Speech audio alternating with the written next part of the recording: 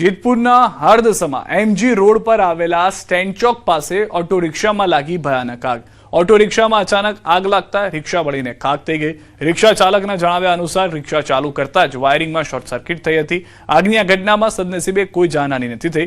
રિક્ષા ચાલકનો આબાદ બચાવ થયો છે। સ્થાનિકો અને ચાલક દ્વારા પાણીનો મારો ચલાવી આગ પર કાબુ મેળવવાનો પ્રયાસ કરાયો।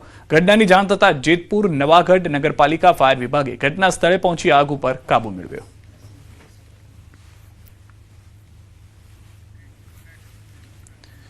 રાજકોટથી સમાચાર। શહેરમાં મારામારીની વધુ એક ઘટના। સિવિલ હોસ્પિટલ બહાર છૂટા હાથની મારામારી। અગમ્ય કારણોસર યુવકને ઢોર માર માર્યો। બે યુવક અને યુવતીએ યુવકને ઢોર માર માર્યો। યુવતી ગુસ્સે થઈને હાથમાં પથ્થર લઈને યુવકને મારવા દોડી। ઘટનાનો વિડીયો સોશિયલ મીડિયામાં વાયરલ થયો છે। દ્રશ્યોમાં પણ આપ જોઈ રહ્યા છો, રાજકોટમાં જે રીતની ઘટનાઓ હાલમાં વધી રહી છે, કાયદા વ્યવસ્થાને લઈને સવાલો ઊભા કરે છે। શહેરમાં મારામારીની આ વધુ એક ઘટના છે। અલગ અલગ ઘટના બે ઘટી હતી। એક આ ઘટના આપ જોઈ રહ્યા છો, બીજી તરફ નાના મહુવા સર્કલ પાસે જાહેરમાં બે યુવકો વચ્ચે મારામારીની ઘટના સામે આવી। કોઈ કારણોસર બંને યુવકો બાખડી પડ્યા હતા, જેમાં એક યુવકે અન્ય યુવકને સિટી બસ સાથે અથડાવી દીધો। સમગ્ર ઘટનાનો વિડીયો સોશિયલ મીડિયામાં વાયરલ થયો। ઘટનાને પગલે પોલીસ દ્વારા વધુ તપાસ હાથ ધરવામાં આવી છે। તો આ બે અલગ અલગ ઘટના, એક નાના મહુવા સર્કલ પાસેની, બીજી સિવિલ હોસ્પિટલ પાસેની। અસામાજિક તત્વો જે બેફામ થઈને હાલમાં ઝઘડી રહ્યા છે। દ્રશ્યો ખૂબ જ વિચલિત કરનારા અને કાયદા વ્યવસ્થાની સામે સવાલ ઊભા કરનારા છે। મોરબીથી સમાચાર। શાળા પ્રવેશોત્સવમાં પતિરાજ હળવદમાં મહિલા પ્રતિનિધિઓ આવ્યા વિવાદમાં। મહિલા પ્રતિનિધિઓના સ્થાને પતિઓ મંચ પર દેખાયા। મહિલા સશક્તિકરણના દાવાઓ વચ્ચે ફરી એકવાર પતિરાજની પ્રથા જોવા મળી રહી છે। મહત્વનું છે કે તાલુકા પંચાયતના પ્રમુખ શીતલબેન હોવા છતાં તેમના બદલે તેમના પતિ અનિલભાઈ સ્ટેજ પર મુખ્ય અતિથિ તરીકે હાજર રહ્યા। એટલું જ નહીં, જિલ્લા પંચાયતની ઘનશ્યામપુર બેઠકના મહિલા સભ્ય ભગવતીબેન લકુમના સ્થાને તેમના પતિ ગિરીશ લકુમ પણ મંચ પર અડીંગો જમાવીને બેઠેલા જોવા મળ્યા હતા।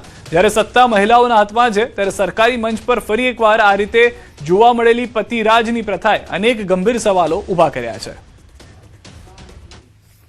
શાળા પ્રવેશોત્સવ કાર્યક્રમમાં ટીવી મોબાઈલ જોતા વિદ્યાર્થીઓને સીએમની ટકોર। માતા પિતા કહે એટલે મોબાઈલ ટીવી બંધ કરી દો તેવું સીએમએ કહ્યું છે। મોબાઈલ વાપરવાનો સમય નક્કી કરવાની સલાહ આપી। અભ્યાસ સાથે ટેકનોલોજીનો સંતુલિત ઉપયોગ કરવા પણ અપીલ કરવામાં આવી। રાજ્ય સરકારે 23 જૂનથી 25 જૂન સુધી રાજ્યમાં શાળા પ્રવેશોત્સવનું આયોજન કર્યું છે। ત્યારે મહેસાણાના વડનગરની બીએન હાઈસ્કૂલમાં રાજ્ય કક્ષાના શાળા પ્રવેશોત્સવ યોજાયો। મુખ્યમંત્રી ભૂપેન્દ્ર પટેલે વડનગરમાં શાળા પ્રવેશોત્સવનો કાર્યક્રમનો પ્રારંભ કરાવ્યો। કાર્યક્રમ દરમિયાન મુખ્યમંત્રીએ વિદ્યાર્થીઓને ટીવી અને મોબાઈલના વધુ પડતા ઉપયોગથી દૂર રહેવાની ટકોર કરી। તેમણે કહ્યું કે માતા પિતા કહે ત્યારે ટીવી અને મોબાઈલ બંધ કરી દેવા જોઈએ। કેટલા જણ ઘેર ટીવી અને મોબાઈલ બે જુએ છે? હાથ અંદર કરો। સાચું બોલવાનું તો શીખી જ જવાનું।